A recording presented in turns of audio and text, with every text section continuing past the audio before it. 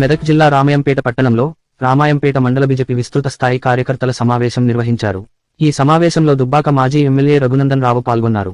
ఈ సందర్భంగా మాజీ ఎమ్మెల్యే రఘునందన్ రావు మాట్లాడుతూ పార్లమెంటు ఎన్నికల్లో కార్యకర్తలు కష్టపడి మెదక్ పార్లమెంటు నియోజకవర్గంలో బీజేపీ ఎజెండా ఎగురవేయాలని కార్యకర్తలకు పిలుపునిచ్చారు. ఈ కార్యక్రమంలో మెదక్ జిల్లా బీజేపీ నాయకులు, కార్యకర్తలు అధిక సంఖ్యలో పాల్గొన్నారు.